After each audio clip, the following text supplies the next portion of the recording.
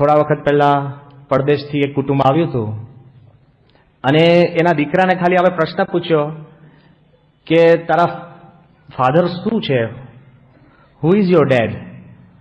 તો છોકરાએ બહુ સાહજિક રીતે કીધું કે માય ડેડ ઇઝ અ સત્સંગી. એને નામ ના કીધું કે મારા પિતા સત્સંગી છે. એટલે પછી સંતોને વિચાર આવ્યો કે આપણે ઊંડો પ્રશ્ન પૂછીએ કે ભાઈ કેમ તું કહે છે કે વોટ ઇઝ અ સત્સંગી? તો છોકરાએ શું કીધું ખબર? કે સવારે લેંગો જબ્બો પહેરે છે, સવારે નાહી છે અને તિલક ચાંદલો કરે છે એટલે એ સત્સંગી છે. જો એનો કોન્સેપ્ટ છે. આપણામાં ઘણા એવા હશે, ભલે કહેતા ન હોય, લેંગો જબ્બો, નાવું અને તિલક ચાંદલો. કોકને પૂછે કે ખરો ભક્ત કોણ, તો એવું પણ જવાબ આપે કે સવારે નિયમિત પૂજા કરે, સાયંકાળે મંદિરે આવે, રવિ સભા ભરે.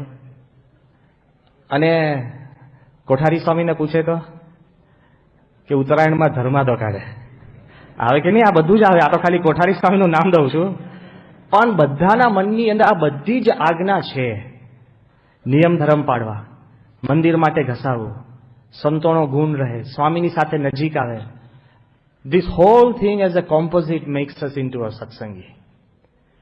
તો ઉપાસના, નિષ્ઠા, ભક્તિ બધી જ વાત છે એ કરીએ તો એમાં આપણને સત્સંગીનો કાંઈક આપણને અહેસાસ થાય કે હું સત્સંગી છું. પણ જેમ ભક્તની પણ ડેફિનેશન જુદી જુદી હોઈ શકે, કોઈ પણ વસ્તુ કે ક્રિયાની અંદર છે ને ઉચ્ચ કક્ષાની કોઈ પરફેક્શન લાવી હોય ને તો એમાં ડેફિનેશન બદલાતી હોય છે. અત્યારે ખાલી જોઈએ કે આપણા મનની ડેફિનેશન જુદી હોય, પણ એ જ ફિલ્ડનો એનો એક્સપર્ટ હોય ને એની ડેફિનેશન કંઈક જુદી હોય. હમણાં તો બધાની પાસે ડિજિટલ કેમેરા થઈ ગયા છે, એટલે વારંવાર કોકની પાસે કંઈક ને કંઈક કોઈક ફોટો પાડતો જ હોય. અને મોબાઈલ ફોનની અંદર પણ ફોટા પડે છે, એટલે એમને એમ જ કહું કે સ્વામી એક મિનિટ ઉભા રહો, લો ફોટો પડી ગયો, ફટફટ ફોટા પડી જાય. બાપાની પાસે દર્શન કરવા આવે તોય, પણ બધાના મનની અંદર સારા ફોટો એની કોન્સેપ્ટ જુદા હોય છે. બધા જ ફોટા પાડતા હોય, પણ ઉચ્ચ કક્ષાનો ફોટોગ્રાફી એટલે હમણાં જ અમે ત્યાં સ્વામીની સાથે બધા ગાંધીનગર હતા, વલસાડથી વિવેક સ્વરૂપ સ્વામીને બધા આવ્યા અને એમની જોડે જે બધા હરિભક્તો હતા એના મનમાં પણ એવી ઈચ્છા હતી કે બાપા સાહેબનો ફોટો પાડીએ. બાપા સાથે એજ્યુકેશનની મીટિંગ હતી અને બાપા પણ ખબર નહીં ઘણીવાર આવું કોઈ કહે તો સ્વામી કે હમણાં રહેવા દો ને, પણ સ્વામીને પણ એવો કંઈક ભક્તિ લોકોની હશે ને ભાવ પૂરો કરશે. બાપા કે બધા બેસી જાઓ, બધા સંતોને બેસાડ્યા.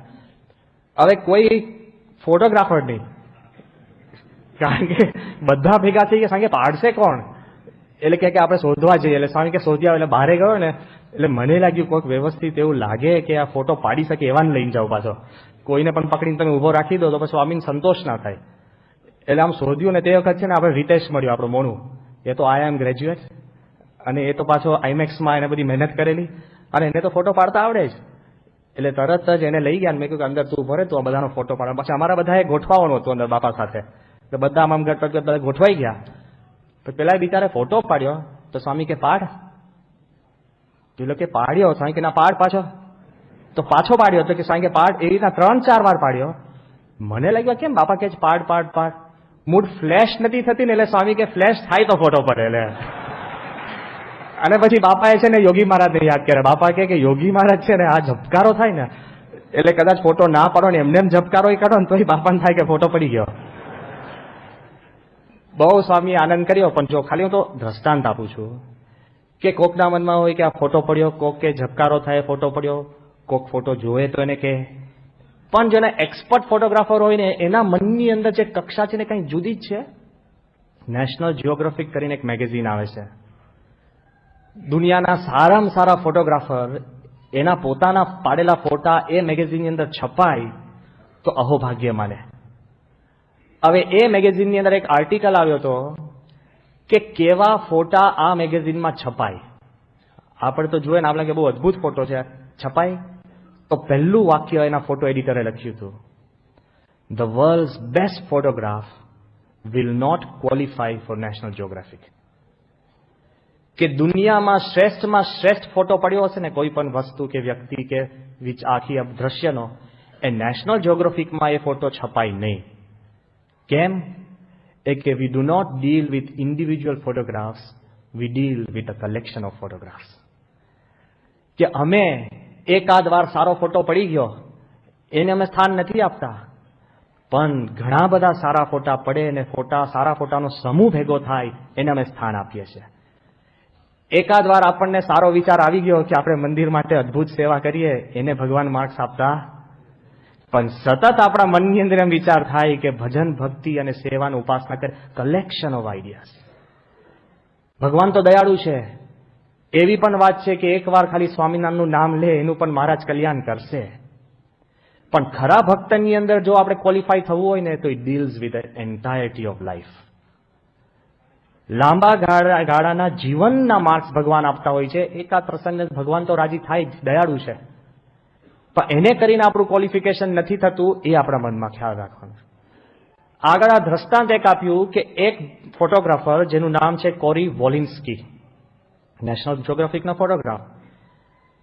એમને લોકોએ મિશન આપ્યું કે તમારે શેના ઉપર ફોટા પાડવાના છે ખબર છે? તો કોટન. કોટન એટલે રૂ. આપણને કહે રૂ પર ફોટા? રૂમાં તો રંગ પણ ના હોય, વ્હાઈટ. શું ફોટા પાડવાના? આ માણસે 3 વર્ષ ફોટા પાડ્યા. શેના ઉપર? રૂ. ફોટા પાડતા પહેલા એનું આખું લખાણ કર્યું છે. રૂ ઉપર, કોટન ઉપર 62 પુસ્તકો વાંચી. સમજાય છે? 62 બુક્સ શેના ઉપર? રૂ. 11 દેશોમાં જ્યાં રૂ પાકે છે એ દેશોમાં એને મુલાકાત લીધી. પછી એને લખ્યું છે કે 7000 ફોટા પાડ્યા અને એ બધા જ નેશનલ જ્યોગ્રાફિકમાં મોકલ્યા. એમાંથી 6 ફોટા એ લોકોએ સિલેક્ટ કર્યા. લે, અને આપણે લાગે કે એક ફોટો પાડીને હું એમાં નંબર લઉં. રૂના ફોટા પાડવા માટે 62 પુસ્તકો વાંચી, ખાલી 62 પ્રકાશ વાંચ્યા છે. સત્સંગી થવું જ છે ને આપણે. પ્રોપર ઇસ્યુ કે આપણે લાગે કોઈ પણ આપણું એક પબ્લિકેશન થયું હોય, જો કોઈ પણ વસ્તુની અંદર ઊંડા ઉતરવું હોય ને તો એમાં દિલ દઈને સમય કાઢવો જ પડે. બરાબર છે, સત્પુરુષ અને ભગવાન દયાળુ છે, સ્વીકારે છે, અંગીકાર કરે છે, ધબ્બો આપે છે, રાજી થાય છે, આપણું કામ પણ કરે છે. But that does not necessarily mean કે આ મહારાજની જે ડેફિનેશન છે ને ખરા ભક્તની, એ કંઈક ડેફિનેશન કંઈક જુદી જ છે. મહારાજ અહીંયા શું વાત કરે છે કે આ લેંગા જબા તિલક ચંદાની વાત જ નથી આવતી. મહારાજ કહે છે કે ભગવાન સંબંધી ભક્તિ, ઉપાસના, સેવા, શ્રદ્ધા, ધર્મનિષ્ઠા આજી જે કરીએ તો ભલે શાસ્ત્રમાં એવી વાત લખી છે કે એમાં બીજી કોઈ ફળની ઈચ્છા ન રાખવી, પણ ભલે શાસ્ત્રમાં કહ્યું હોય, પણ શ્રીજી મહારાજ શાસ્ત્રની ડેફિનેશન બદલે છે કે એમાં જરૂર એટલી ઈચ્છા તો રાખવી કે ભગવાન એને કરીને મારા ઉપર પ્રસન્ન થાય એવી ઈચ્છા રાખવી. જો મહારાજનું જે જ્ઞાન છે ને, પહેલું તો શ્રીજી મહારાજનો અવતાર છે ને એ સર્વોપરી અવતાર. એ કઈ શાસ્ત્રની રીત પ્રમાણે તો છે જ, પણ શાસ્ત્રથી પણ પર કહેવાય એવો સર્વોપરી અવતાર મહારાજનો. એક વાત તો નક્કી જ છે કે શ્રીજી મહારાજે સંપૂર્ણ આપણા વેદ, શ્રુતિ, ભાગવત, ગીતા, તમામ શાસ્ત્રને મહારાજે આદર તો આપ્યો જ છે, કોઈ દિવસ અનાદર નથી કર્યો. પણ શાસ્ત્રમાંથી પણ જે જૂના અર્થ થતા એનાથી મહારાજે પોતાના આગવા અને નવા અર્થ કાઢ્યા જ છે. ઘણા માણસો એવું કહે કે શ્રીજી મહારાજ જયારે વન વિચરણ કરતા હતા અને તમામ ભારતમાં ફર્યા અને તમામ જુદા જુદા સંપ્રદાય, ધર્મગુરુઓને મળ્યા, એ બધાના વિચારોનું સમૂહ કરીને પછી સ્વામિનારાયણ સંપ્રદાય સ્થાપ્યો, એવું નથી. He already had it in his mind. એમના મનની અંદર તો નક્કી જ હતું કે મારે આવી જ રીતે સ્વામિનારાયણ સંપ્રદાયની સ્થાપના કરવી છે, આ જ રીત કલ્યાણની છે, આવી જ રીતે સંત પ્રગટ રહેશે, આ જ રીતે અક્ષર પુરુષોત્તમની પણ નિષ્ઠા પ્રવટશે. એ બધું શ્રીજી મહારાજ પાસે સંપૂર્ણ માસ્ટર પ્લાન તો હતો જ. પણ જ્યાં જ્યાં મહારાજ જોયે ને તો પહેલું શાસ્ત્રની મર્યાદા ઉલ્લંઘન કર્યા વગર જ સ્વામી મહારાજે છે ને આખી રીત ચલાવી છે. અંત્યના 10મા વચનામૃતની અંદર શ્રીજી મહારાજ આવી રીતના સભા કરીને બેઠા હતા તો મધ્વ સંપ્રદાયના એક વિદ્વાન આવે છે અને મહારાજને હજુ પ્રશ્ન પૂછે ને, સામાન્ય રીતે ભગવાનને લોકો પ્રશ્ન પૂછે, હજુ તો આ વિદ્વાન અંદર એન્ટર થયા અને મહારાજ એમને પ્રશ્ન પૂછ્યો. મહારાજ કે તમે વિદ્વાન સાચા, પણ મને શંકા છે. પેલો કે મરી ગયા ને, ભગવાનને શંકા એટલે તો પતી ગયું. આપણી શંકા એ દૂર કરે. મહારાજ કે છે કે તમે લોકો એમ કહો છો કે શાસ્ત્રની અંદર એવી વાત આવે છે કે વૃંદાવન અને શિવપંથી એમ કે છે કે કાશી, જ્યારે મહાપ્રલય થાય ત્યારે વૃંદાવન અને કાશી એ 2 ટકે છે, એ સિવાયનું બધું નાશ પામે છે. તો અમારા મનમાં શંકા છે કે જ્યારે મહાપ્રલયની અંદર સંપૂર્ણ બધું નાશ પામે તો વૃંદાવન અને કાશી રહે કેમ ના? હજુ તો પેલા જવાબ આપે ને પહેલા મહારાજ કે તમે ભાગવત મંગાવો, એકાદશ ને દ્વાદશ સ્કંદ ખોલો, અને મહારાજ આખો સ્કંદ વાંચે છે. અને એમાં કોઈ જગ્યાએ મહારાજ કહે છે કે આવી વાત આવતી નથી, તો તમે કઈ રીતે આ વાત કરો છો? એટલે પેલા કીધું કે મહારાજ કે હું પણ તમારી શંકામાં સંમત છું, હવે તમે તમારો મત ને સ્વરૂપ મને જણાવો લો.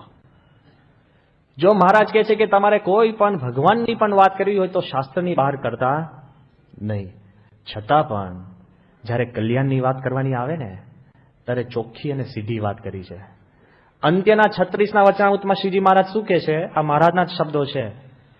મહારાજ કહે છે કે નિર્બીજ એવા સાંખ્ય અને યોગમાં, ભલે શાસ્ત્રમાં એવું કહ્યું હોય કે નિર્બીજ એવા સાંખ્ય અને યોગના મતે કે તમે આત્મદર્શનની વાત લખી હોય, પણ શ્રીજી મહારાજ કહે છે કે મારા અનુભવમાં આવતી નથી, તો ભલે શાસ્ત્રમાં વાત લખી હોય તો પણ એ વાત ખોટી છે. તે કલ્યાણની વખતે પોતાના ભક્તનું અકલ્યાણ ન થાય એની માટે શ્રીજી મહારાજ જેમ જેમ ચોખ્ખી અને સાચી વાત કરે છે.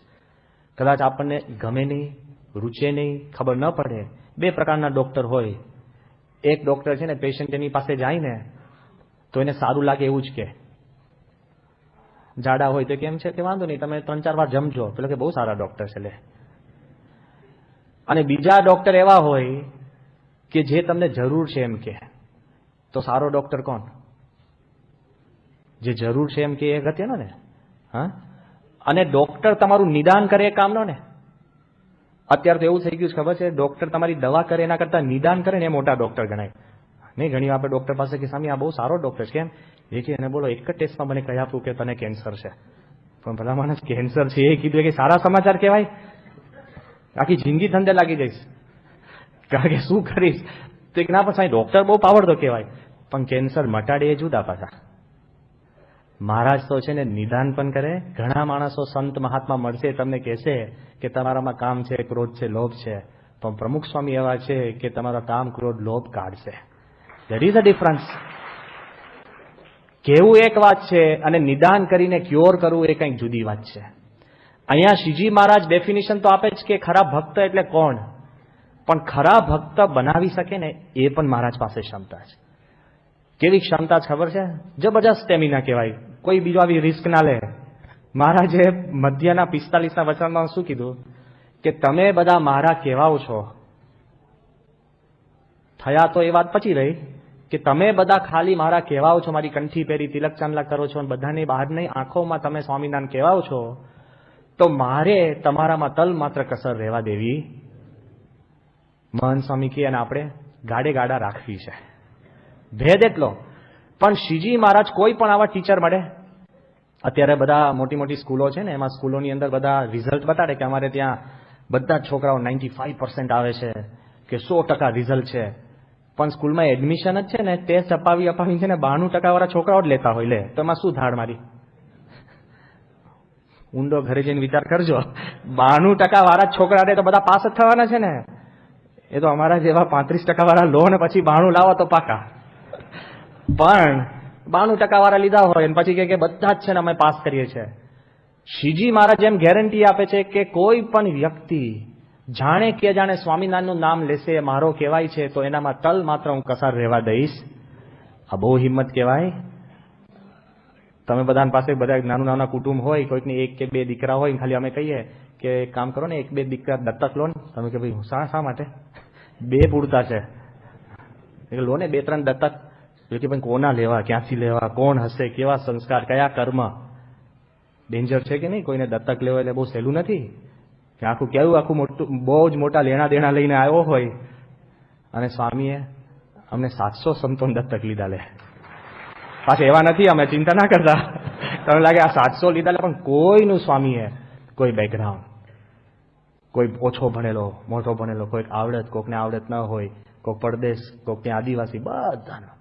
અને બધાને સ્વામીએ ખાલી આ જીવન સાચવવાની વાત નહીં, જીવન પછી પણ કલ્યાણની ગેરંટી સહિત લેવા એ બહુ અઘરી વાત છે. મહારાજ અહીંયા આગળ વાત કરે છે કે તમે મારા કહેવાયા છો તો તલ માત્ર કસર રહેવા દઈશ નહીં. પણ એની સામે મહારાજ કન્ડિશન મૂકે છે, એક સિમ્પલ કન્ડિશન પહેલી ભક્તનું લક્ષણ બતાવે છે કે જે કોઈ ઉપાસના, ભક્તિ, સેવા, જે કોઈ ક્રિયા તમે કરો ને એમાં મૂળભૂત ભગવાનને રાજી કરવા તમે કરજો. ગીતામાં એવી વાત આવે છે કે કર્મણ્યવા અધિકારસ્તે મા ફલેષુ કદાચના. ગીતામાં એવી વાત સમજાવે છે અને તમામ મોટા મોટા સાધુ, સંતો અને બધા વિદ્વાનો એવી વાત સમજાવે છે કે બસ તું ખાલી કર્મ કર અને કોઈ ફળની ઈચ્છા રાખીશ નહીં. બસ કર્મ કરવા ખાતર તું કર્મ કર, ફળની ઈચ્છા રાખીશ નહીં. ભગવાન સ્વામિનારાયણ એમ કે છે કે ભલે ગીતાની અંદર એમ વાત લખી હોય, પણ મારા મતે એમ વાત છે કે તમે કોઈ પણ ભગવાનની ભક્તિ કે ભગવાન સંબંધી કોઈ પણ ક્રિયા કરો, પણ ભગવાન એમાં મારા પર રાજી થાય એવી અંતરમાં ઈચ્છા રાખજો. જો ભગવાન પ્રસન્ન થાય એવી ઈચ્છા ન રાખીએ ને તો એક આપણી માટે જોખમ છે કે આપણી કોઈ પણ ક્રિયા છે ને એ તમોગુણી થઈ શકે. એમાંથી કદાચ માન આવે, એમાંથી કંઈક ટંટો થાય, એનાથી આપણી અંદર ભગવાન અને સંતની સામે પણ આપણા મનની અંદર એવું થાય. જો થાય છે, આ ક્યારે ખબર પડે ખબર છે? કે આપણે વર્ષોથી સેવા કરતા હોઈએ. ઘણા જોડીમાં પૈસાથી સેવા કરતા હોય, કોઈક તનથી સેવા કરતા હોય, કોઈક સામાન્ય હરિભક્તો હોય એ મંદિરમાં આવીને કોઈ કોઠારી સ્વામી કે મોટેરા સંતો કે સંતો કંઈ કરે, નાની મોટી સેવા કરતા હોય. જ્યારે પ્રશ્ન થાય ત્યારે આપણા મનમાં જ્યારે પેલો પ્રશ્ન થાય ને, સ્વામી 20 વર્ષથી હું સત્સંગમાં સેવા કરું છું, તો સમજી લેજો કે ભગવાનને પ્રસન્ન કરવા માટે સેવા કરી હોય ને તો કોઈ દિવસ આવું થાય. બહુ સિમ્પલ છે વાત, બહુ અઘરી છે, પાછી સમજૂતી સહેલી છે, જીવનમાં ઉતારવું બહુ અઘરું છે. આ તો હરિભક્ત અને સંત બેવની માટે આ વાત આવે છે કે કોઈ કાળે ભગવાન અને સંતને રાજી કરવા માટે જો એ પ્રથમ આપણા મનની અંદર ફિક્સ કર્યું હોય ને તો બહુ સારું કામ થાય ને એનું અભિમાન ના આવે. અને કદાચ કામની અંદર, સેવાની અંદર આપણને તકલીફ પડે ને તો આપણને એને કરીને નાસીપાસ ન થઈએ. આ બહુ મહારાજ અહીંયા ઘડી વાત કરે છે. શું વાત કરે છે?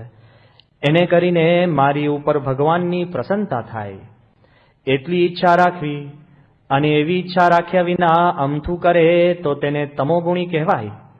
માટે ભગવાનની ભક્તિ આદિ જે ગુણ તેને કરીને ભગવત પ્રસન્નતા રૂપ ફળને ઈચ્છું, અને જો એ વિના બીજી ઈચ્છા રાખે તો ચતુર્ધા મુક્તિ આદિ ફળની પ્રાપ્તિ થાય. મહારાજ કહે છે કે જો ભગવાનની પ્રસન્નતા સિવાયનું બીજું ફળ ઈચ્છા રાખે ને, કોઈ પણ આપણે સેવા કરતા હોય તો આપણને લાગે કે મારી દીકરીનું લગ્ન થઈ જાય, આ સ્વાભાવિક છે, તો એ નિમિત્તે સેવા તો કરજો પાછા, એવું ના થાય. પણ આપણા મનની અંદર એવું થતું જાય, પણ આગળ જતા જતા છે ને કોક કાળ આપણા માથે વિઘ્ન છે. સંપૂર્ણ રીતે ભગવાનને પ્રસન્ન કરવા માટે જો સેવા કરતા હોય ને તો કોઈ કાળે ભગવાનના ભક્તને કોઈ પણ પ્રકારનું વિઘ્ન નથી. આ કેવું છે? તમે પત્ર લખો, સારામાં સારો પત્ર લખો, પત્ર બીડો અને એના ઉપર એડ્રેસ જ ન કરો તો શું અર્થ? એમ સારામાં સારી તમે સેવા કરો, મોટી પારાયણ કરીએ કે કોઈ ઘરમાં મોટો આપણે ઉત્સવ કરીએ કે પદયાત્રા કરીએ, બધું જ કરીએ, પણ અંતે શેની માટે કરીએ છીએ કે ભગવાન મારા પર રાજી થાય એવું એડ્રેસ ન મૂકીએ તો એ ભગવાન સુધી પહોંચતી નથી. ભગવાનને ક્યારે પહોંચે કે ભગવાનને જ્યારે તમે સંપૂર્ણ લક્ષ્યમાં રાખી, એને પ્રાધાન્ય રાખીને તમે કામ કરો ને તો જ આપણી સેવા ભક્તિ ભગવાનને પહોંચે છે. આપણા સત્પુરુષની અંદર પણ જો જીવનમાં જોઈએ, જે કોઈ ક્રિયા સ્વામી કરે છે ને એમાં ભગવાન ક્યારે પણ ગૌણ થતા નથી. જે કોઈ ક્રિયા નાનામાં નાની, બરાબર સવારે પૂજા તો કરે, હરિભક્તો નહીં મળે. હમણાં ત્યાં આગળ ગાંધીનગર હતા અને સ્વામી પોતે લગભગ 12:15 વાગ્યા હતા બપોરે, અને સ્વામી થોડા પત્ર લખતા હતા અને 12 વાગે આપણે એક અધિકારીને સ્વામી પાસે લઈને ગયા અને સ્વામી 5-10 મિનિટ વાત કરીને પછી પોતે બહાર નીકળ્યા. હવે ઘણીવાર કહેવાય છે કે ઘણા કામ આપણા થાય અને સંસ્થાના પણ કામ ઘણા નથી થતા. ને આપણને લાગે કે અમારું જેવું છે ભાઈ, આપણું જેવું છે, કારણ કે ભગવાનની ઈચ્છા હોય ત્યારે થાય છે બધું, જે કાંઈ થતું હોય. એટલે પછી એ પેલા અધિકારીને લઈને બહાર ગયા ને પછી પાછા આવતા હતા એટલે મારા મનમાં નાની મોટી શંકા ચાલતી હતી કે આ તો આપણે આ માણસ કામ તો કરવાનો જ નથી. ખ્યાલ ને, સ્વામી અગાડી હા પાડે તોય માણસ કામ કરે, કારણ કે ક્યાં બધા ભક્તો તો એવા હોતા નથી. એટલે એવું મનમાં શંકા કુશંકા ચાલતી હતી. જેવા અંદર ગયા ને એટલે બાપા પછી પત્ર લખવા બેસી ગયા. ધર્મોત્સવ સ્વામી અમે અને ધર્મચંદ સ્વામી 3 જણા અંદર ગયા. એટલે સ્વામીને ખાલી સાહજિક કીધું કે બાપા, કીધું કે આ બ્રહ્માંડનો વ્યવહાર ભગવાન કઈ રીતે ચલાવતો હશે? તો સ્વામી એકદમ હસવા લાગ્યા. સ્વામીએ પત્ર નીચે મૂક્યો તો સ્વામી કે ભગવાન છે ને એકલા હાથે બ્રહ્માંડનો વ્યવહાર ચલાવે છે. હજુ સાંભળજો, આપણા મનમાં એવું હોય કે ભગવાન બધાને ડિપ્યુટ કરતા હશે. આપણું તંત્ર એવું હોય ને, સ્વામી કે એકલા હાથે ભગવાન ચલાવે છે. અને સ્વામી કે ભગવાન છે ને બ્રહ્માંડનો વ્યવહાર છે ને ઓટોમેટિક ચલાવે છે. અને સ્વામી કે જો એક થયું એક ગયું, એક થયું એક ગયું, એક થયું એક ગયું. સ્વામી કે એવી રીતે ભગવાન છે ને બ્રહ્માંડનો વ્યવહાર ચલાવે. અને ભગવાનની રીતમાં કોઈ ખોટ કાઢે ને તો એની ખોટ, અને ભગવાનની રીત બરાબર સમજે તો એની બરાબર. એટલે ધર્મેશ્વર સ્વામીએ સ્વામીને કહ્યું કે બાપા કે વાત તો બરાબર, પણ તમને આ પત્ર લખતા કંટાળો નથી આવતા? તો સ્વામી કે આ ભગવાનનું કામ સમજે ને તો એક પત્રથી કંટાળો ના આવે, અને પોતાનું કામ સમજે ને તો તરત કંટાળો આવે. સમજાય છે? કોઈ પણ ક્રિયા, સત્પુરુષ પત્ર ક્યાં ભગવાનને લખે છે? પત્ર કોને લખતા હતા? હે? હરિભક્તોને. પત્રો સ્વામી કે ભગવાનને લખે છે. અને એ હરિભક્તોના પ્રશ્ન કોઈ આધ્યાત્મિક હશે? તમને જ ખબર હશે કેવા પ્રશ્ન હોય. દુકાન લીધી હોય, નથી ચાલતી, લીધા પછી પાછી ખોટમાં ગઈ હોય ને ન મળતી હોય તો બીજી શોધીએ. દીકરાને દીકરી ન મળતી હોય ને થયા પછી માનતા ના હોય ને કોઈક છોકરો હોય તો ભણતો ના હોય. ના, આ જ ચક્કર ચાલતું હોય કોન્સ્ટન્ટ. સ્વામીએ શું કીધું કે ભગવાનનું કામ માનીએ ને તો કોઈ દિવસ આપણા મનની અંદર કંટાળો આવે નહીં. આ વાત જયારે બધી હજુ ચાલતી હતી અને તરત જ પછી સ્વામીને કહ્યું કે બાપા કે સંસ્થા આપ એમ જ ચલાવો છો? સ્વામી કે જો એમ મનાય કે સંસ્થા પણ ભગવાન જ ચલાવે છે ને તો ભગવાન ચલાવે. પણ એમ મનાય કે આપણે ચલાવીએ છીએ તો થપ દઈને પડી જવાય, ભગવાન પછી હાથમાં કાંઈ ના લે. આ કેટલું સૂક્ષ્મ છે. આખી આપણી સંસ્થા સ્વામી ચલાવે છે ને, સતત એના દિલમાં એક જ ફોકસ છે કે ભગવાન જ બધું કરે. હજુ તો આ વાત પતી નથી. સંતોએ વાત કરી કે બાપા પણ જે વખતે આપ આંબલીવાડી પોળમાં વાસણ ઉટકતા હતા તે વખતે આપને ખબર હતી કે સંસ્થા આટલી મોટી થશે? કારણ કે આંબલીવાડી વારસામાં તો આંબલીવાડી પોળ જ મળીશ બાપાને, અને શાસ્ત્રીમાં આજે ગિફ્ટમાં વાસણ આપ્યા. બરાબર? હજુ તો આ પ્રશ્ન થયો, તરત જ સંતોએ છે ને પ્રશ્ન પાછો સુધાર્યો. કારણ કે આ તો આવો પૂછાઈ ગયો તો તરત સંત કે ના બાપા એવું નહીં, પણ આપને તો ખબર જ હશે કે સંસ્થા આટલી મોટી થવાની છે. સ્વામી કે શાસ્ત્રી મહારાજ જ યોગી મહારાજને ખબર હતી. અને જેમ અત્યારે પણ કોક એક માણસ એક જગ્યાએ બેસીને આખી દુનિયામાં એની કંપનીઓ ચલાવતો હોય ને, એમ શાસ્ત્રી મહારાજ, યોગીજી મહારાજ એવું મશીન ગોઠવી દીધું છે કે અહીંયા બેઠા બેઠા આખી સંસ્થા ચાલે. આટલી સાહજિક સ્વામી. બધું શાસ્ત્રીમાં જ યોગીજી મહારાજ. લેશ માત્ર પોતાના કર્તૃત્વનું એમને ભાન જ નથી, અને લેશ માત્ર એનો ઊંડે અંકુર પણ નથી. એવી સ્વામી વાત કરતા હતા સાહજિક. અને સ્વામી કે બધું એની જાતે ચાલે છે. એ તો વાત ચાલે ને, એમાં નારાયણચરણ સ્વામી આવ્યા. નારાયણચરણ સ્વામી કે સ્વામી આવે છે ને 12:30 5 બાકી છે, હવે જમવાનો સમય થયો છે. અને સ્વામી ખડખડાટ હસવા લાગ્યા. સ્વામી કે જોયું, આપણે જમવાનું પણ યાદ કરવું પડે છે, કોક આવીને આપણને યાદ કરાવી જાય છે, ખાવાની પણ ચિંતા નથી. એટલું આમ સાહજિક સ્વામી બોલતા હતા ને, બીજા નારાયણચરણ સ્વામીને કઈ ખ્યાલ જ નહીં કે કઈ વાત ચાલે છે. સ્વામી કે જો આપણને સ્વામી કે ખાવાની પણ ચિંતા છે, સ્વામી કે બધું ઓટોમેટિક ગોઠવેલું છે. એમ કહીને સ્વામી જયારે ઉભા થયા ને પછી સ્વામીને ખાલી કીધું કે સ્વામી, મેં કીધું બાપા આપ આ બધી વાત તો કરો છો ભગવાનની બધી વાત, પણ મેં કીધું કે આ તો છે ને કોપીરાઇટનો જમાનો છે. માણસ ખાલી એક કાવ્ય લખે ને તોય પોતાનું નામ નીચે લખી નાખે કે મેં લખ્યો. લેખ લખે તો લખી નાખે, ચિત્રકારનું નામ લખે, ઉદ્ઘાટકનું નામ લખે. અને મેં કીધું ક્યાં સુધી જમાનો છે કે આ પેલું અડધર છે ને, અડધર આપણી ટર્મેરિક, તો એનું એ તો ભગવાને બનાવી છે, તો પણ માણસ એની કોપીરાઇટને પેટન્ટ લઈ લે છે કે અમે બનાવી છે. લીમડાની છે ને કોપીરાઇટને પેટન્ટ માણસ લઈ લે છે કે એમાં પાછું ઇન્ડિયા લડે છે કે ભાઈ અમારું છે. મેં કહ્યું સ્વામી અત્યારે આ છે ને કોપીરાઇટનો જમાનો છે, તમે ભલે ભગવાન ભગવાન કયા કરો, પણ માણસ માનવા તૈયાર નથી કે આ બધું ભગવાન કરે છે. એટલે સ્વામી એકદમ કેફમાં છે ને, સ્વામી તરત હાથ પકડ્યો. પછી સ્વામી છે ને હાથ આમ વાળ્યો, એક ગુડી પકડીને સ્વામી કે આ હાથ વળ્યો ને, સ્વામી કે એ પણ ભગવાને જ વાળ્યો છે, એટલે કે તારી કે મારી કોઈની શક્તિ નથી આ હાથ વળી શકે. કેટલું બધું સ્વામીના મનની અંદર આખું આમ કોન્સેપ્ટ ક્લિયર છે. અને સ્વામી આ વાત કરતા કરતા સ્વામી પછી લઘુ કરવા ગયા. 12:40 સ્વામી બહાર આવ્યા બાથરૂમમાંથી, અને એમાં એક વડીલ સંત છે ને કોકને લઈને આવ્યા કે બાપા ભાઈ આવ્યા છે, જલ્દી મુલાકાત કરી લઈએ. 1:15 વાગી ગયો હતો. અને જેવા અંદર આવ્યા ને એટલે બધા સંતોના મનમાં અરે યાર અત્યારે હવે સ્વામીને 12:30 જમવાનો સમય.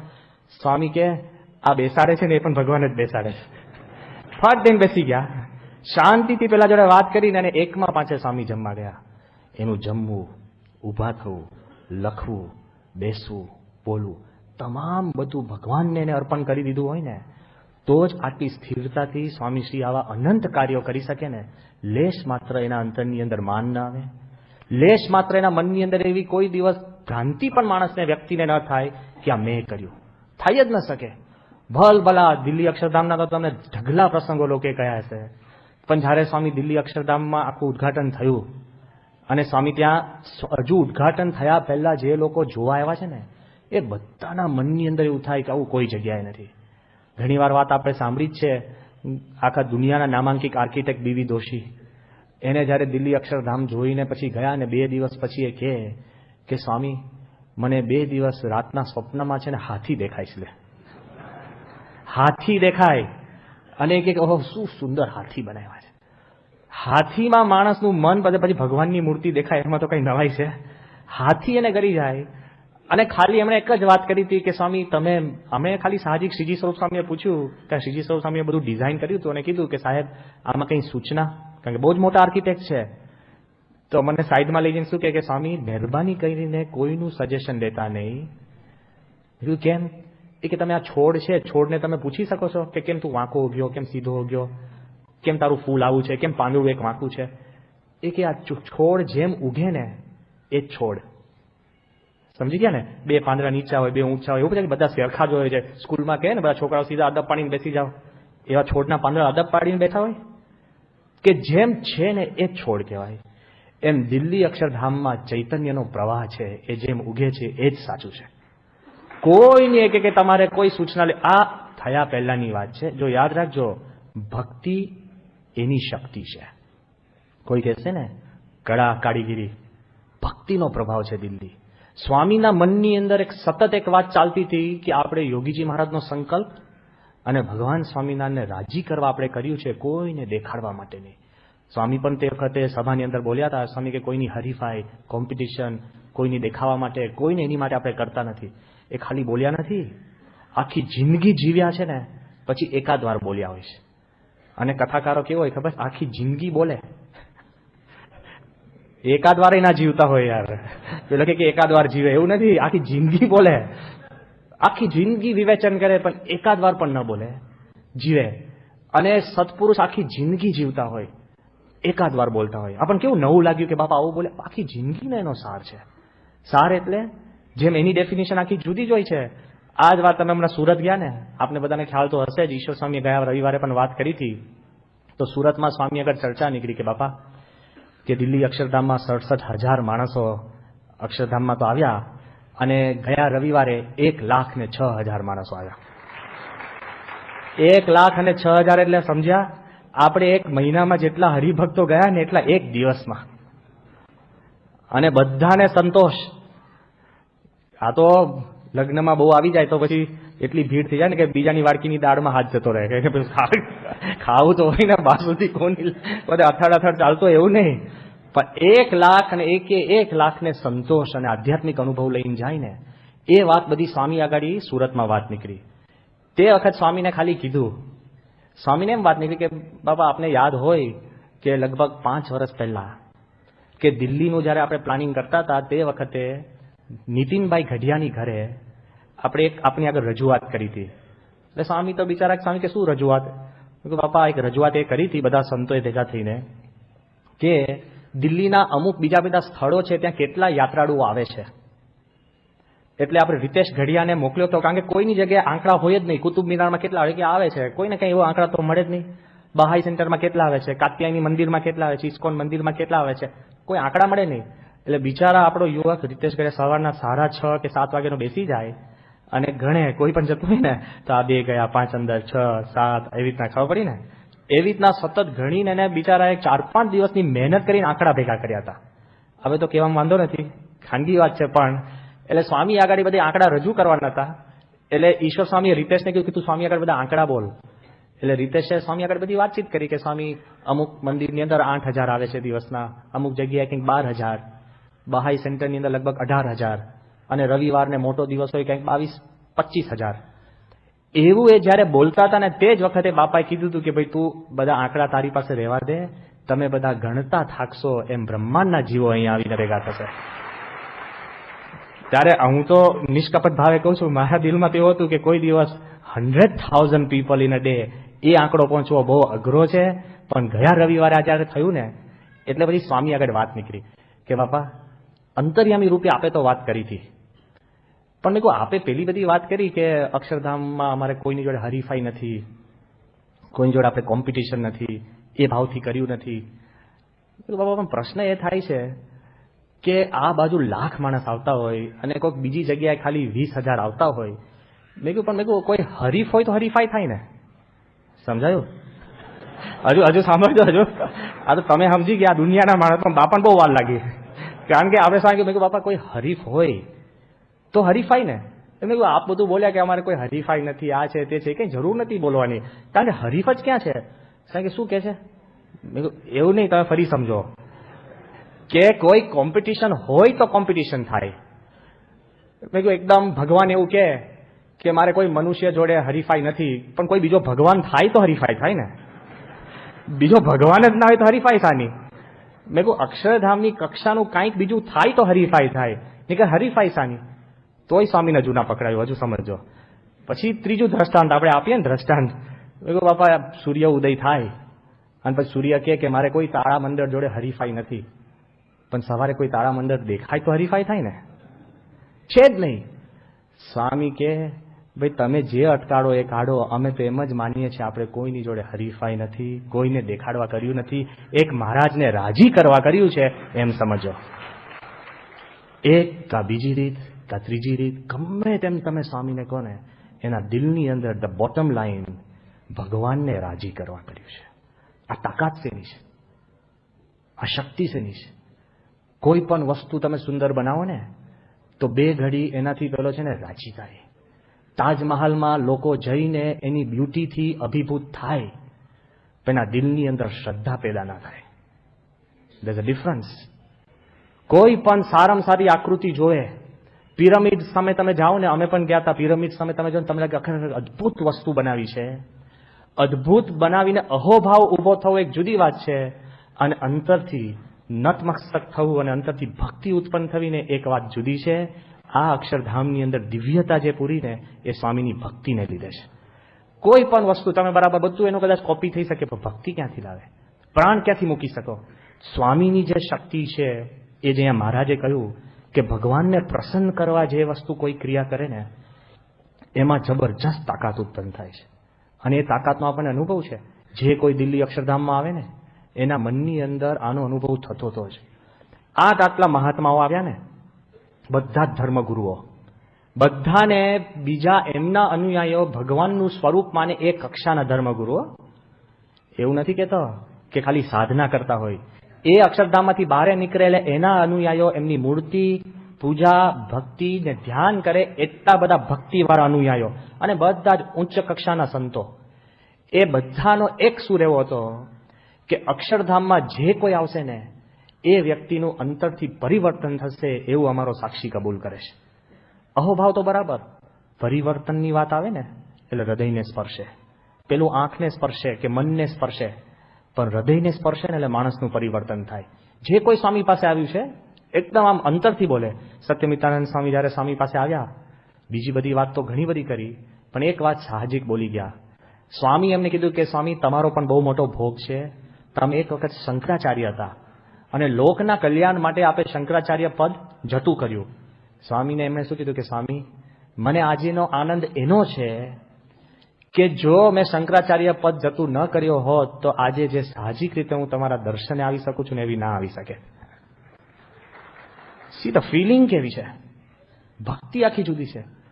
દયાનંદ સરસ્વતીજી બહુ જ મોટા સંત છે. એ પોતે શિવાનંદ સ્વામીના શિષ્ય, ચિન્મયાનંદ સ્વામીમાંથી છૂટા પડેલા. આ વિદ્યાલય પોતે ચલાવે છે. આખા ભારતના તમામ આચાર્ય, મોટા મોટા ધર્મગુરુઓને ભેગા કરીને એક આચાર્ય સભા એમને રચી છે, જેના પોતે મુખ્ય છે. એ દયાનંદ સરસ્વતી જયારે સ્વામી પાસે આવ્યા ને ત્યારે એમને સ્વામીને સાહજિક વાત કરી કે સ્વામી કે મને તો એવું લાગે છે કે આપ તો બહુ મોટા સંત છો, પણ મેં જે આ રચના કરી છે ને એ બધું હું ડોક્ટર સ્વામીને આપી દઉં ને તોય મને સંતોષ થાય લે. સ્વામીના સદગુરુ સંત માટે એને એટલો બધો ભાવ ઉત્પન્ન થાય છે, તો સ્વામી માટે તો કેટલો બધો ભાવ ઉત્પન્ન થાય. બધાના મનની અંદર અક્ષરધામ જોયા પછી સ્વામી જે રચના કરી છે ને એ વાત કંઈક જુદી જ છે. જીતાત્માનંદ સ્વામી આવ્યા, રામકૃષ્ણ મિશનના બહુ જ મોટા સંત. આ બધા પછી હું કહું છું કે સ્વામીની દ્રષ્ટિ અને સ્વામીની સમજણ કંઈક જુદી જ છે. ચિત્તાત્માનંદ સ્વામી આવ્યા અને બધું જોઈને પોતે રામકૃષ્ણ મિશનના સંત, બહુ જ બુદ્ધિશાળી, દુનિયાભરની અંદર ભારત વતી વિજ્ઞાનના કોન્ફરન્સમાં રજૂઆત કરવા જઈ શકે એક કક્ષાના સંત. અને જ્યારે અક્ષરધામ જોયું ને, જોઈને જેવા સીધા બહાર આવીને ખભા પર હાથ મૂકીને શું કહે છે ખબર છે? કે કિલ્લા કબજે કર લિયા. એટલે મને લાગ્યું આ શું કહે છે? કે કિલ્લા કબજે કર લિયા એટલે મન તો એક તો હિન્દી આવડે નહીં, અને આ શું કહે છે? એટલે પછી એને સમજાયું. શું સમજાયું ખબર છે? કે જે દિવસથી ભારતની ભારત વર્ષની રચના થઈ તે દિવસથી આજ દિન સુધી દુનિયાભરના દેશો અને મહાસત્તાઓના મનમાં એમ હતું કે ભારતનો કિલ્લો કબજે કરી લઈએ. એટલે દિલ્હી ઉપર વારંવાર ચઢાઈ કરતા હતા. પણ આજે મારા મનમાં એમ થયું કે પ્રમુખ સ્વામીએ આજે કિલ્લો કબજે કરી લ્યો. આવું અક્ષરધામ બનાવ્યું ને, કોઈને કાંઈ કીધા વગર. અને એ જ વાત સ્વામીને એમને સ્ટેજ ઉપર કીધી. કે સ્વામી, કે વિવેકાનંદ સ્વામી એવું કહેતા, he who has captured the capital has captured the nation. કે જેને રાજધાની પકડ લી उसने सारा देश पकड़ लिया. તો સ્વામી કે અમે કઈ પકડવાની માટે હતો, અમારો તો યોગી મહારાજનો સંકલ્પ હતો એટલે અમે કર્યું છે. અમારામાં મેં કહ્યું બરાબર આ વાત બીજી કરે છે, અત્યારે સાંભળો તો ખરા. પણ ત્યાં આગળ ઉપર ઉપદેશ શરૂ થઈ ગયો. એટલે સ્વામીના મગજની અંદર યોગીજી મહારાજની છબી ક્ષણ માત્ર માટે ખસી નથી હાલતેલી. ઇટ ઇઝ ઓલવેઝ ધેર ફોર ફ્રન્ટની અંદર. આપણે છે ને ગમે તેમ કે આપણે રહી ગયા યોગી મહારાજ એટલે મૂકવા પડે. સ્વામી ફર્સ્ટ થિંગ ઇઝ ધીસ. કોઈ પણ શ્રી રવિશંકર મહારાજ આવ્યા આર્ટ ઓફ લિવિંગના, બહુ જ મોટા ધર્મગુરુ છે. આખી દુનિયામાં એમની બધી પ્રચાર ચાલે છે, ચારેય બાજુ બધા એમને માને. એમના મનમાં હતું કે મારે શાંતિથી અક્ષરધામ જોવું છે. તો 4 કલાક એમણે અક્ષરધામ જોયું ને, અતિ રાજી થયા. અને જેવા સ્વામીને મળ્યા ને બાપાને રૂમમાં, સ્વામીને એકદમ પગે લાગીને સ્વામીને શું કહ્યું ખબર છે? કે અત્યાર સુધી મોગલોએ જેટલા આપણા મંદિરો તોડી નાખ્યા છે ને એ બધાનો જવાબ આપે એક બાંધીને આપી દીધો. આ ફર્સ્ટ વાક્ય કે એ બધાનો જવાબ આપે એક. સ્વામી કે ના ભાઈ અમે જવાબ આપવાનો, અમે તો યોગી મહારાજનો સંકલ્પ. મેં કહ્યું ભાઈ હવે અહીંયા તો યોગીજી મહારાજનો સંકલ્પ સ્વામી છે ને જરાય આઉટ ઓફ ફોકસ ના જવા દે. Always at the forefront, always. એટલે પેલા બિચારા કે મારથી કઈ ભૂલ થઈ ગઈ. શું વાત કે બાપા, કે જો અમે કોઈ જવાબ આપવા નથી કર્યો, અમે કોઈનો બદલો લેવા નથી કર્યો, અમે તો ખાલી યોગીજી મહારાજનો સંકલ્પ હતો અને મહારાજને રાજી કરવા ભગવાનની પ્રસન્નતા. Never loses his focus. એ જ એમના મનની અંદર સતત ચાલતું હતું. કોઈ પણ વ્યક્તિ સ્વામી પાસે આવે ને બધાના મનની અંદર એ જ ચાલતું. કોણ કઈ આવે છે? જ્યારે કલામ સાહેબ આવ્યા ને, ઉપર બધું પતી ગયું, સ્વામીને મળી લીધું બધું જ. પછી જ્યારે સ્વામી સાથે ખાનગી મુલાકાતમાં બેઠા એટલે કલામ સાહેબે સ્વામીને વાત કરી કે એવર સિન્સ આઈ એન્ટર્ડ અક્ષરધામ, જ્યારથી મેં અક્ષરધામમાં પગ મૂક્યો ને, I was asking my self, હું મારી જાતને પૂછતો હતો કે ઇન 5 years, કે 5 વર્ષમાં આ કેવી રીતના બને, કેવી રીતના પતે આખું અક્ષરધામ, કેવી રીતના બને? અને કે અત્યારે મને જવાબ મળ્યો. શું જવાબ ખબર છે? કે આ 5 વર્ષમાં કેવી રીતના બને? તો કલામ સાહેબ અંગ્રેજીમાં જે બોલ્યા હું આપની આગળ રિપીટ કરું છું કે કેવી રીતના 5 વર્ષમાં બન્યું. કે ધ સ્પિરિટ ઓફ ભગવાન Swaminarayan has entered the soul of પ્રમુખ સ્વામી and અક્ષરધામ has blossomed. હવે કોણ એને પ્રથમનું 27 સમજાવવા ગયું છું? કોણ વડતાલનું 11મું સમજાવવા ગયું? કોણ વડતાલનું 5મું સમજાવવા ગયું? કયું સિદ્ધાંત આપણો છે કે નહીં કે સંપૂર્ણ ભગવાન સ્વામિનારાયણની શક્તિ સાંગો પાંગ પ્રમુખ સ્વામીમાં બિરાજી એટલે અક્ષરધામ બને. એ સિવાય કોઈની તાકાત નથી અક્ષરધામ 5 વર્ષમાં બને. ભલભલાના દિલની અંદર બધાના મનમાં એમ થયું કે આ જે શક્તિ છે એ આધ્યાત્મિક શક્તિ છે, એ સિવાય બીજી શક્તિ નથી. નીકળ આવો અનુભવ, ઊંડો અનુભવ કોઈને થાય નહીં. કોઈ માણસ અંદર ભૂલમાં આવી ગયો ને તો એ રાજી થઈને જાય, નાસ્તિક આવ્યો હોય ને તો આસ્તિક થઈને જાય 100%. અને ખાલી એકમાં ફરવા આવ્યો હોય ને તો પણ એ માણસ છે ને એને કાંઈક ને કાંઈક, આ તો ખાલી સાઈડમાં વાત, એને કાંઈક એને અનુભવ કંઈક જુદું જ દેખાય. ભગવાનના દર્શન થાય, કાંઈક એને અનુભૂતિ થાય, કોઈક ઝઘડા મટી જાય, સારા અનુભવ થાય. અને એને કંઈક વિશેષ દર્શન થાય જ છે. સ્વામી આગળ આ તો થોડું વિશેષ જુદી વાત છે, પણ મુનિવત્સલ સ્વામીને વાત કરી હતી કે સ્વામી અક્ષરધામનો જે પ્રભાવ છે ને, માણસ બે ગતિ ભૂલી જાય છે ક્યાં છે, એને ખબર જ નથી પડતી. અને એમને પ્રસંગ એવો કીધો કે પહેલા મારો જ પ્રસંગ કહી દઉં કે અમે અક્ષરધામ મધ્ય ચાલતું હતું એ વખતે અમે અક્ષરધામ મહારાજની મૂર્તિને કંઈક કામ હતું એટલે ગયા, અને પછી જેવા ઉતરતા હતા ને તો અક્ષરધામના પગથિયા આગળ છે ને હકીકતમાં એક સરદારજી મળ્યા મને, અને મને કે स्वामी जी बाहर निकलने का रास्ता बताए ना हमको. तो मेरे को बहुत फैला है, मेरे को वो जो प्रदक्षिणा है ना उसमें आप राइट તમે વળી જાઓ જમણી બાજુ એટલે બહાર નીકળી જશો. કે ये बात छोड़ो स्वामी, 2 दफे में गया ने 2 दफे में इधर ही आया हूं. તો મેં કીધું કેમનો તું ક્યાં જઈ આવ્યો એ તો ખરો. એ કે પહેલા હું પગથિયા આવતો ને કોઈકે કીધું બહાર જવા માટે રાઈટમાં, તો પહેલા છે ને મંડોવરમાં ચડી ગયો ઉપલી પ્રદક્ષિણામાં, તો ત્યાં જ આવ્યો. પછી નીચે આવીને પૂછ્યું ને કોઈકે કીધું આ પ્રદક્ષિણામાં જમણી બાજુ વટો હાથીની પ્રદક્ષિણામાં ચડી ગયો, તો ક્યાં આવ્યો. હવે ત્રીજી વાર એને શંકા એમ થઈ કે હવે જો મોટીમાં ચડીશ ને તો હું પાછો જઈશ. એટલે કે નહીં स्वामी को ये बाहर. મેં કહ્યું કે દેખો કે अब आप चिंता मत करो, आप बाहर ही निकल जाएंगे. પણ એ માણસ છે ને, આ તો ખાલી કહું છું કે અક્ષરધામ એટલું બધું વિશાળ હતું, પણ એના માણસના મનની અંદર કોઈ જ્ઞાની નહીં, અતિરાજી. કોઈ પણ માણસ જવાનો રસ્તો શોધતો હોય ને તો એના મનની અંદર ઊંડો સંતોષ હતો. અને કોઈને પણ એવો કંઈક અંદર ઊંડો આધ્યાત્મિક અનુભવ થતો, કારણ કે સ્વામીએ આની અંદર એટલી અદ્ભુત આધ્યાત્મિક શક્તિ મૂકી છે ને, કારણ કે ભગવાનને પ્રસન્ન કરવા માટે આખી આ બધી રચના થઈ છે. એ વાતનો અનુભવ કે સ્વામી મહારાજને રાજી કરવા, મહારાજે આપેલો ધ્યેયમાંથી જરા પણ પોતે ડાયવર્ટ નથી થતા, એક અતિ ઊંડો પ્રસંગ કહીને આજે આપણે કથા સમાપ્ત કરીએ છીએ. કે ઘણા બધા આવા મોટા મોટા પ્રસંગો બધા જ સ્વામી પાસે આવે તો લગભગ નતમસ્તક થઈ ગયા હોય, એક સરખો અનુભવ બધાને થતો હતો. પણ જ્યારે સ્વામીના ડોક્ટર આવે, ડોક્ટર સુબ્રમણ્યમ, સ્વામીના બાયપાસ સર્જન, અને એ ડોક્ટરને બોલાવવા માટે આપણે છે ને મહિનાથી મહેનત કરતા હતા. પાછા ડોક્ટર સુબ્રમણ્યમનો નેચર કેવો છે, નો નોનસેન્સ નેચર. એટલે તમને યાદ હોય કે અહીંયા આગળ જયારે આવ્યા હતા ત્યારે ચીફ મિનિસ્ટર તે વખતના અને હેલ્થ મિનિસ્ટર અશોક ભટ્ટ, એ લોકોએ અતિ ફોન કર્યા હતા કે અમારે સુબ્રમણ્યમને મળવું છે. તો તે વખતે ડોક્ટર સુબ્રમણ્યમે કીધું કે હું એરપોર્ટ પર જાઉં ત્યારે મને મળી લો. પેલો કે ના પણ અમે અક્ષરધામમાં મળવા, એ કે અક્ષરધામમાં હું આધ્યાત્મિકતા માટે આવ્યો છું. તો કે ક્યાં મળું? તો એ પેલા કઈ શું કીધું કે અમે ઇન્દિરા બ્રિજ ઉપર. તો ઇન્દિરા બ્રિજ ઉપર 2 મિનિસ્ટરની ગાડી ઉભી હતી અને ડોક્ટર સુબ્રમણ્યમે ખાલી ગાડીનો કાચ ખોલીને હાય હેલો કહીને એરપોર્ટ પર જતા રહ્યા હતા. This is doctor Subramaniam. હું ખાલી એમની પ્રકૃતિ અને એની તાકાતની વાત કરું છું. એ ડોક્ટર સુબ્રમણ્યમ આપણે તો આવી શકે એવું હતું નહીં. પછી અચાનક એકદમ એમનો ફોન આવ્યો એ કે હું મલેશિયા છું, મલેશિયાથી 1 દિવસ હું દિલ્હી આવવાનો છું, અને દિલ્હી હું 1 જ દિવસ છું, તો જો અક્ષરધામ જોઈ શકાય એવું હોય તો કહેજો. અને તમે મને આવતીકાલે સવારના મને 8 વાગે ફોન કરજો.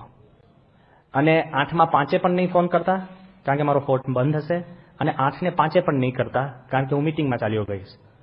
મને સારું ટેન્શન થઈ ગયું. મેં કહ્યું સાહેબ તે કામ કરો ને, તમારા ઘડિયાળમાં શું સમય વાગ્યો છે મને કહો, અહીંયા તો 15 મિનિટ આગી પાછી હોય. કારણ કે આપણે આ મંદિર તમે 3જા માળથી નીચે ઉતરો ને તો ઉપર 7:30 નીચે ઉતરો તો નીચે 7 વાગ્યા હોય, વહેલા થઈ જાઓ. તમારા ઘરમાં એવું હશે, કારણ કે તમને એટલે આ તો આપણે નોર્મલ કુદરતી ક્રમ છે.